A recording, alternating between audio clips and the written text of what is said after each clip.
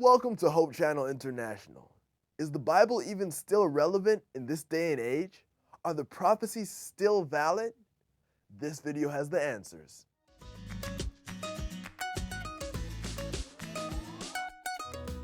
It's phenomenal. The book has prophecies that roll through time, and Revelation rolls right down to our day. It's interesting that all those big prophecies start in the very day of the prophet, but then they go in a big sweep right to the second coming of Jesus or the judgment or both. And so it's pretty clear that at every stage of composing or writing the Bible, God had every generation in mind. And in Revelation, I mean, it announces that right in the first few verses, doesn't it? It says it'll show you things that will come to pass. Yeah. Right there in Revelation chapter 1.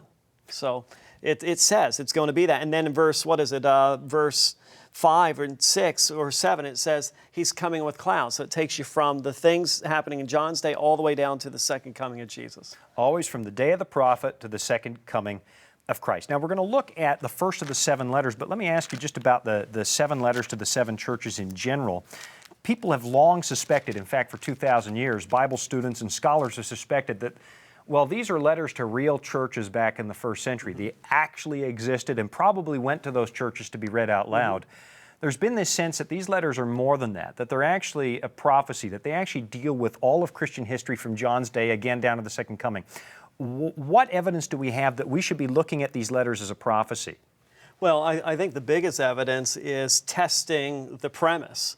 Are they a representative of 7 ages of history from John's day down to ours?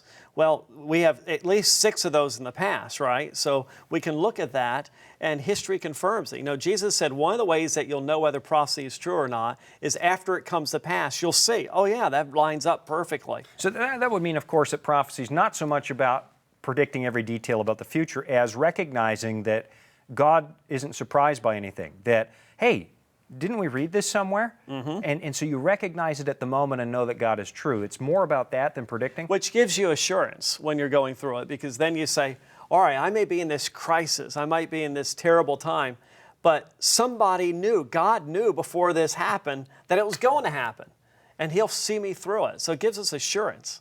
Yeah, you know what I find interesting? There's all kinds of evidence here that this really is speaking to every generation, that they're prophetic. The fact that there's 7 churches in this list, that's a big indication that this is more than just literal churches and That's literal right, because letters. there were other churches in Asia Minor. This is in what's known as modern Turkey today, and we're showing some of the pictures there behind you of the area.